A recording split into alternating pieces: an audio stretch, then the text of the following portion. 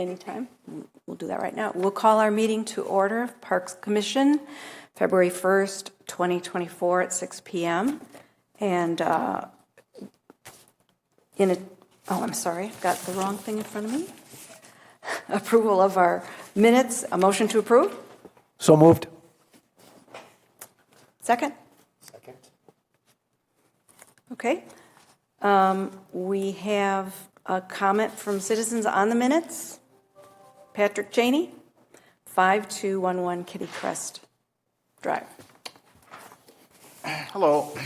There's some corrections in the minutes that are needed. And what did I write? 5A, I think? Yeah, you have 5A, that Yeah. Paul, the registered Right. Paul Sutphin was. I just want to make sure it's the right item that I'm saying on the video. 5A does not include that there was a registration slip from Paul Sutphin, friend of mine. He was over at another meeting at the same time, and I know that it's there because I delivered it. So he registered, and that's not acknowledged. And I'll let you know that I had the slip, and I kept it accidentally in my papers that went home. I saw it too. Oh. So I got all the particulars to Scott. He's holding it. Yeah. I watched the video over again to make sure that I was right, and I did notice that it wasn't acknowledged in the meeting, but he registered, so he gets to be in the minutes. The other question, comment, maybe a clarification might be needed, and the Hartung name agenda, that's the same one right here.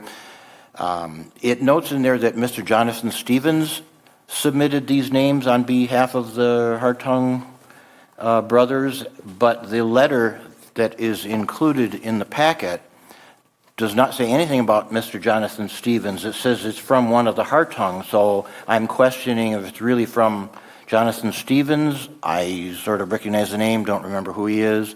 I believe that from an earlier meeting, the developers who showed up on behalf of Park Space in the Hartung area was Brian Munson and Dan Day.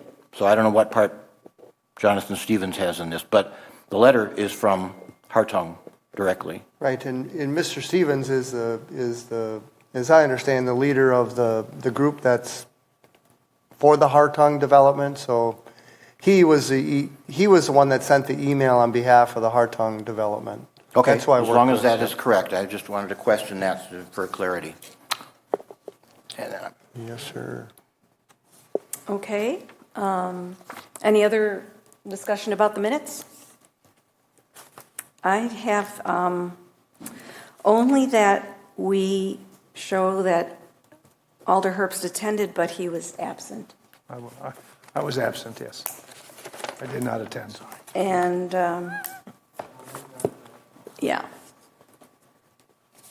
So those in favor of the approval of the minutes as corrected, say aye. Aye. Aye. Any opposed? Okay, minutes approved as corrected. Public appearances for non-agenda items. We have Patrick Cheney, 5211 Kitty Crest, to speak. So, under public appearance non-agenda items, I will make this point, somewhat of what I did at the last meeting, because it's been so long since the Park Commission and the Parks Department has ever done any park naming that I don't remember what exactly sets off the 60-day comment period, but I'm going to comment now to make sure that I'm on the record. I still object to the one of the three names that the Hartung letter suggested, Farmstead Park. I think that's pointless, meaningless. It's a nothing name, has no significance. It could be anywhere, as was mentioned at the meeting on that topic in the last meeting. It honors farms. Well, that could be anywhere.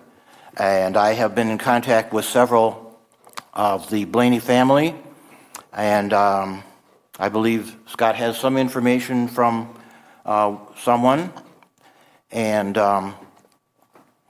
I'm going to re-suggest that there should be a Blaney Farms Park name instead of Farmstead Park.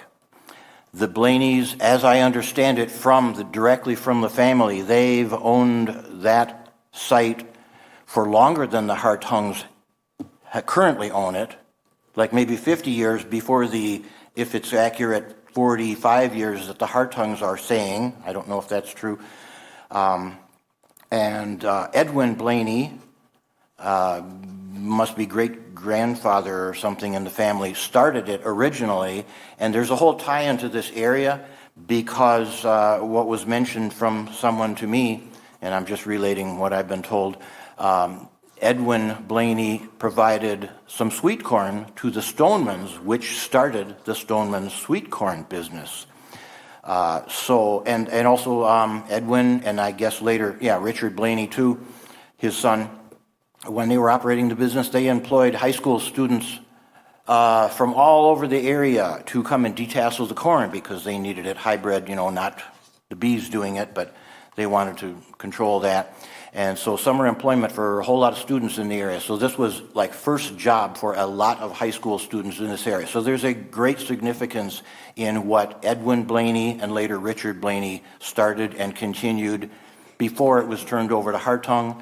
And even as I remember in the last 2 decades of being here, it wasn't always the Hartung name on the sign out in front. I don't remember specifically, but I'm going to believe that it was probably a Blaney name was on the sign in front on Lacey Road sooner than 45 years ago.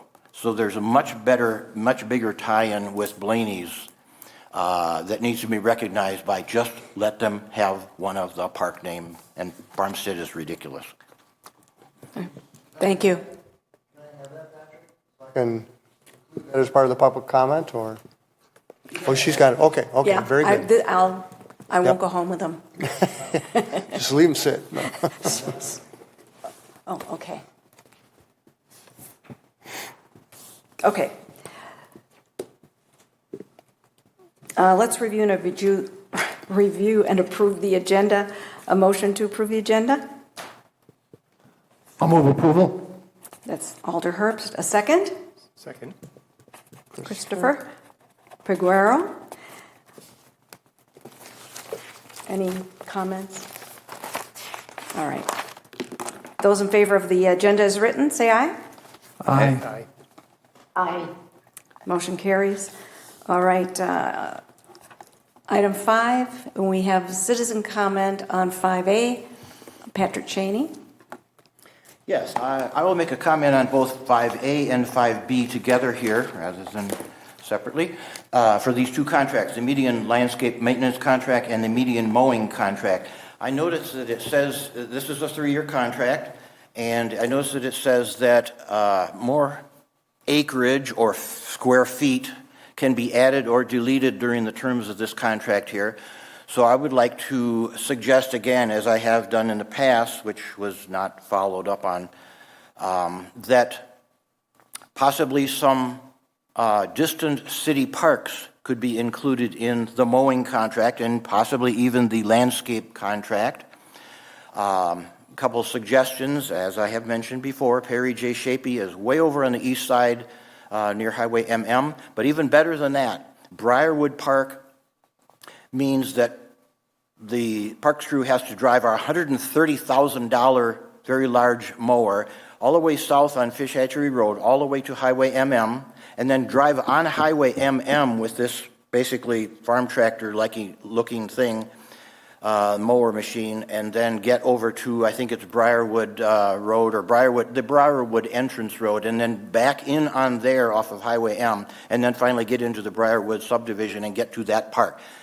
That seems like the perfect one that should be turned over to, especially the mowing contract and maybe the maintenance contract as well, and let them see how they do. As I said, it says in the contract, things can be added into this contract or taken away, so try it out. If you don't like it, take it away from them and see how that works. And it should save wear and tear on the mower for that long distance to the far south. And if anybody suggests any other around the city, could add that in, see how it goes. 3-year contract, try some things out. Okay, thanks for your comments. Okay, Scott. A motion to approve 5A, approving the 2024 to 2026 median landscape maintenance contract. A motion to approve? I'll move to approve. I'll motion. Heidi will give you the second. How's that? Perfect. All right. Okay, Scott. Yeah, first one that we'll discuss is a median landscape, which is basically, it's not the grass, but it's the landscaped areas in the medians.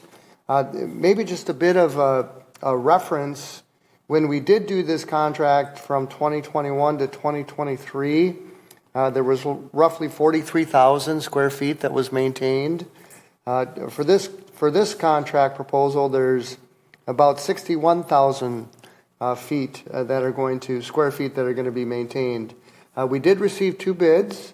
Johnson Snow Removal was the lowest bidder, and actually they have performed this maintenance the last 6 seasons, and we're very, very happy with their service. I will note that in anticipation of some increased areas in 2025, we did include a 5% contingency.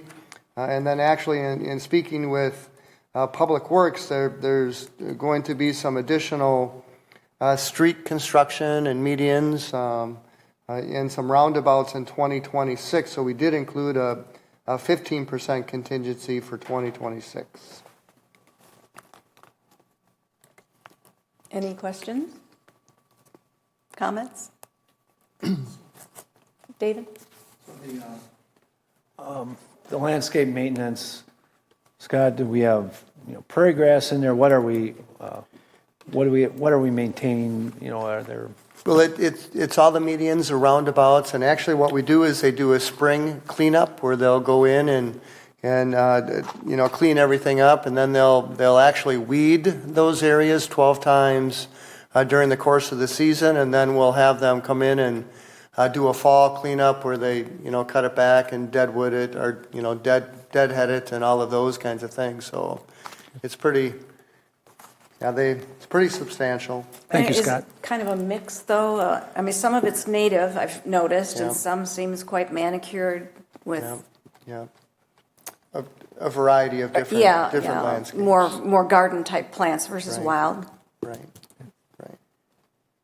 Do they also do the areas that are generally mostly trees or shrubs, and then some wood chips? They Yep. go in there and... They'll do some of that. And actually they have given us an alternate bid to mulch all the trees in the terraces or in the medians. To refresh that? Refresh them, yeah. Yeah. So they'll give us a price on that. Okay. Well, I imagine eventually that has to be done. Right. Yeah, Right. so, Not all right. every year though. Right. Yep. Okay. Scott, in that bid, would we be giving them the mulch? We have We do provide it. Yeah. Okay, thank you. We do. We've got plenty of it. Yeah. That's for sure. So one question, between the 2 bidders, I know the low bid is just about half of the other bid. So what is the significant difference in cost from, what's the difference of cost? And the other question that I have is, should we think about livable salaries for their employees in regards to these bids, et cetera? Well, I'll take your second question first, Christopher. It has been something that we've talked about, but the idea of it would take additional resources for labor along with equipment and those kinds of things, and we really feel that this is the most cost-effective way to maintain these areas. The history of it is actually the City Parks Department used to maintain these medians, and then it got to be so much, so we really, with the nature of the work in the streets, in the medians, that we felt that was a logical bridge to potentially additional staff. So that is thought about, and maybe next year or the next time we look at this contract, that might be the time to do that. But that has been considered. Regarding the pricing, We were actually thankful that we received two prices, and it's kind of a case of they'll do it. They may not have the staff and the capacity, but if we select them, they'll do it. But it'll certainly be a higher price. So it's really kind of, they'll do it, but it's gonna cost some money. So we're thankful for Prime Landscape, that's for sure. Okay, any other questions or comments? Johnson snow removal, I mean. All right, those in favor of approving 5A, Resolution R.0824, say aye. Aye. Any opposed? All right, that motion carries. Thank you. 5B, Resolution R0924, approving the 2024 to 26 median mowing contract. Motion to approve? I'll move approval. And a second? Second? I'll second. Oh, Heidi, okay. Scott? Yes, and this is actually the mowing of the medians, and this too is a 3-year contract. We did receive, I think we've received, that was two. Did we receive 2 proposals for this one?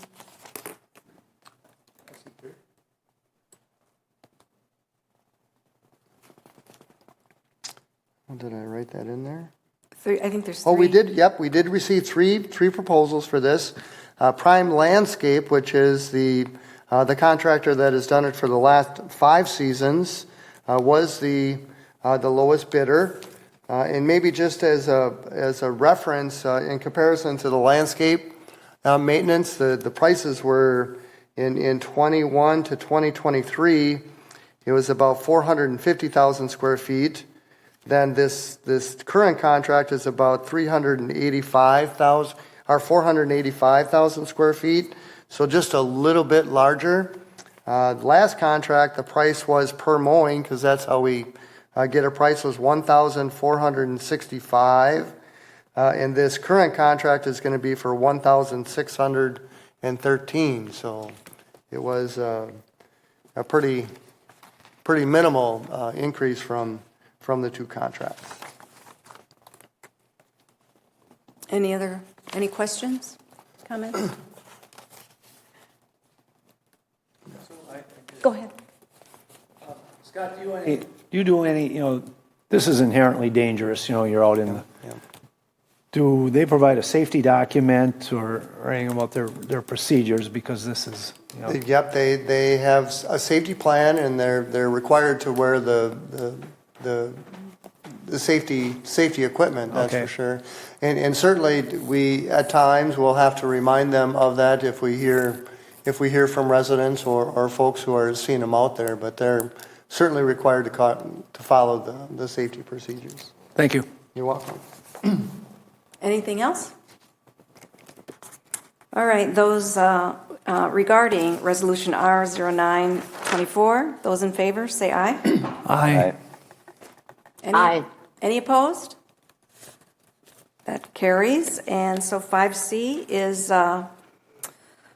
Resolution R1424, approving urban tree inventory work to include public street tree inventory, Dolly Conservancy Woodlot, McKee and McGaw Parks. A motion to approve? Okay, and a second? A second. Okay. We do have citizen comment for this item. Patrick Cheney, 5211 Kitty Crest. Go ahead. Some questions and some comments on this. This would be helpful to have a little explanation on what this is exactly. I think that this contract has already been approved for this company for specifically the public street trees, and I think, if I'm reading this right, this is to add on some of these parks here. If that is the case. Yep. And so I believe before it was just the street trees and not in parks. Now it's adding on the parks. So then I'm questioning, why exactly is this being done? Because as I recall, over at least the past decade, our previous city forester, Ed Bartel, and his assistant, LTE Dana Dentis, spent years working on inventorying and evaluating the trees. So a question, is this a going around and round and round on all the trees, or are they still looking for the rest of the trees to complete an inventory? Does the Parks Department know where all the trees are by now or not? So why isn't this done already based on the last decade of our city forester doing this inventory, and it's still going on? I see this in the forester's report all the time. Still doing the inventory. So a little more explanation on that, about why now it's being contracted out to do the work. Thank you. Take it away, Scott. And actually, the street tree inventory, we've been planting trees and removing trees, so what it's going to provide is a more accurate assessment of the trees, along with the number of trees and their health. So that will allow us to make or create some management plans for the street tree inventory, and actually the Dowley Conservancy inventory is going to be the base data that we're going to be able to utilize to create a Dowley woodlot management plan. So that typically is, before you create a management plan, you want to get the data and get the inventory of the trees that are there. And certainly, to Patrick's point, McKee and McGaw, we continue to add trees to the two parks. So this is really a more definitive location of the trees, species of the trees, and types of trees. So it'll give us a more accurate assessment, along with location and species of the trees in those two community parks. And this is actually a change order. We did bid the street tree inventory work, and we did receive a price of per record. And then actually what we did is we had them continue their work in the Dowley Conservancy. They kept the same price, and then also adding both McKee and McGaw, the community parks, to the list of trees that were going to be inventoried.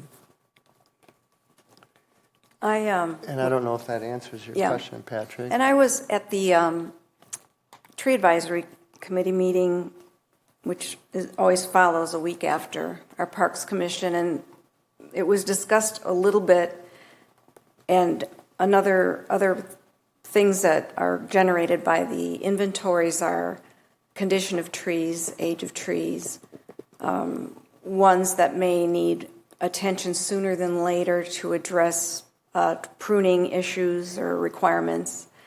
So that was something that was mentioned as being called information coming in from the tree inventories. I have a follow-up question. Sure, go ahead. Okay, from what I understood from Scott, it sounds like this company is going to do an inventory of the new trees that have just been planted.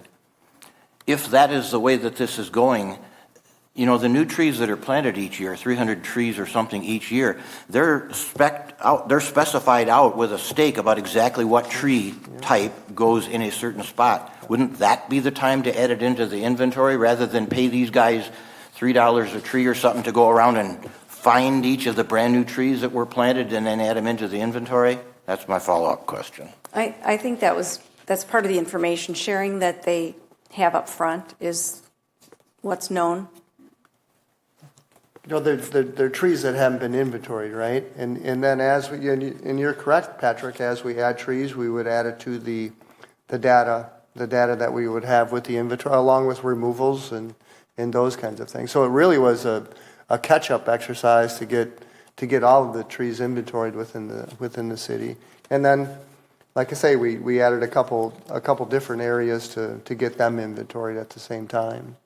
Yeah. Dave? So it's all, the inventory is done in Dolly, and Okay. So the only comment I had, the ship has sailed.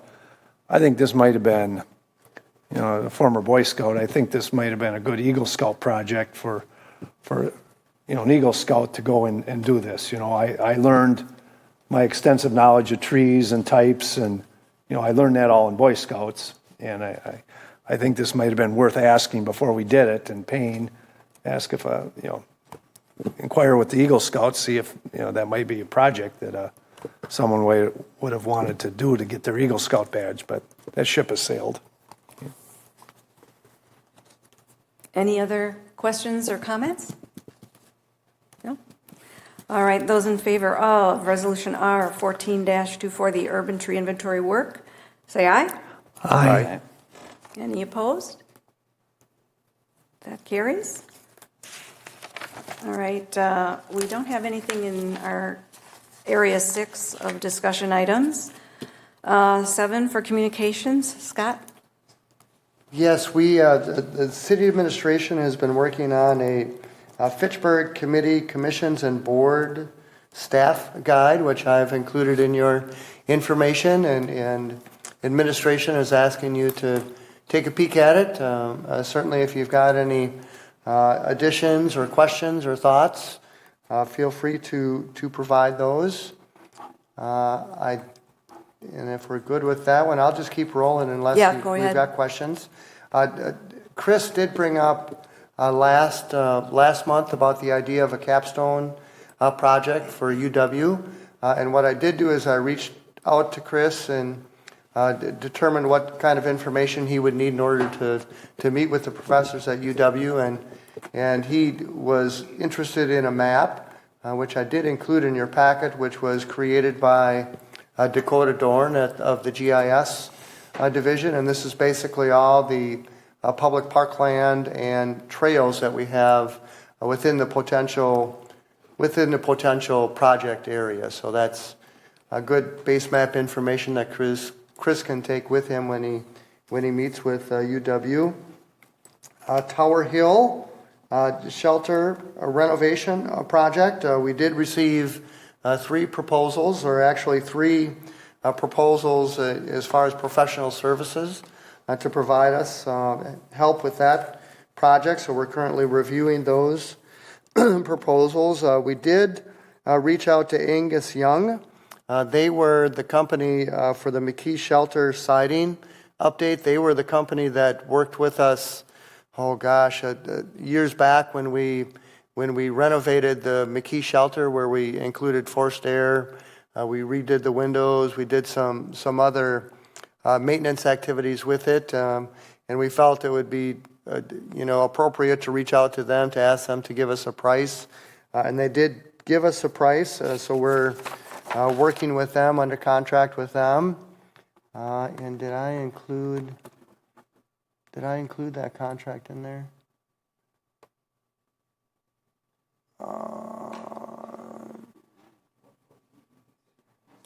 114. Thanks, Chris.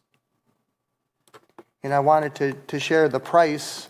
I think we've got $125,000 budgeted, and their price, if I remember, was $11,250. So it's right within that acceptable range of less than 10% for the engineering fees. I did want to give you an update on the hub.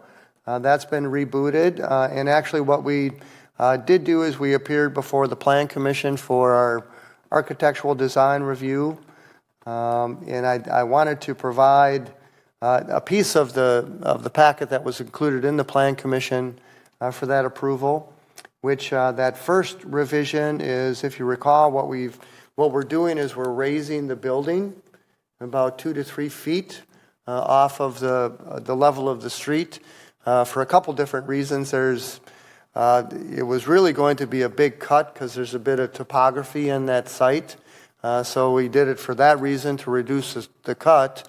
But also what it does is it really creates originally when the entrance into the hub was at street level, and there could potentially be some conflicts with pedestrians or bikes going along the road. So what we've done in raising it, it kind of creates a separate entrance into the hub to kind of separate those two traffic patterns, if you would. There was, well, in this one, item number 3, this was the reduction of the, if you're familiar, to the north, there's an overhang, and it went out a little bit too far. As you know, the fire department, they need a route all the way around, so in order to get their equipment around that corner, we needed to shorten up the extension of that covered structure to the north. Well, and then here's a little bit of the stormwater pipes that needed to be included and updated, and then actually the big addition was the addition of the what do I want to say, the pylons or the foundations for the potential covered structure, and really what they had to do in order to identify where those could be potentially and what the size of them would be, they had to kind of transpose the covered structure onto the well, they had to do some engineering to determine where they were going to be and how big they were going to be. And you can kind of notice that the ones closest to us are parallel to Traceway. They're a little bit higher. The ones behind are shorter. And actually, one suggestion the Plan Commission had was, lighting the tennis court, or the basketball court and the pickleball courts. And what we're going to do is they're going to run conduit into the smaller, because that eventually, hopefully, will run the wire for the lighting. But they thought that we could potentially do some lighting similar to the path lighting or to the decorative lighting that we're going to do by the plaza to create some additional, with the understanding that they would be, if the covered structure ever happened to come along, those lights would be removed.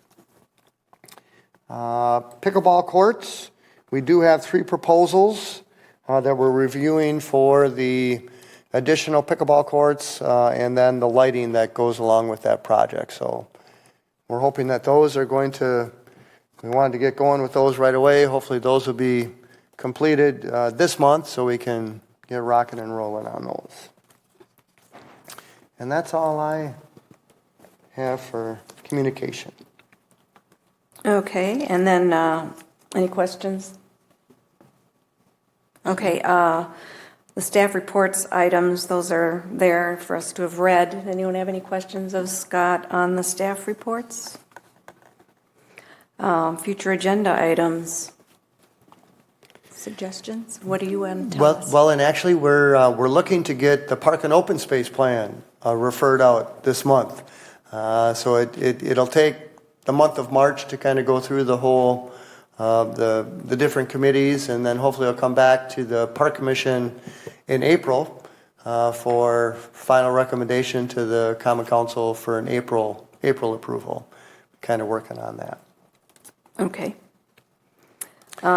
Anything else? Well, in just in light of the Hartung that Patrick, we have heard actually from, I think it's 3 Blaney brothers, along with Mark Jones, which I shared with the Park Commission on some potential changes or suggestions to it. So what we'll do is we'll include all of this information as part of the public comment that we receive before we do the public hearing in April for the naming of the parks. When does the 60 days start? It started on January 23rd. That was when council, That's when they set the date, correct? It's at a council meeting? Yeah, they took action on it. Yeah, so that's how it's determined. That triggered the 60-day notice, yeah. Yeah, January 23rd was the second, or fourth. So February, March, so Fourth April. Tuesday, yeah. Okay, and our next 2 meetings, announcing those, are March 7th and April 4th. Be a lot more daylight by then. Boy, it's getting better. It's I'm nice. going to a meeting on my birthday. All right, so motion to adjourn? All motion. Very good. Heidi, a second? I'll second. All right, thanks. Those in favor of adjournment at this time, say aye. Aye. Aye. Okay, we are adjourned at 6:35. Thank you.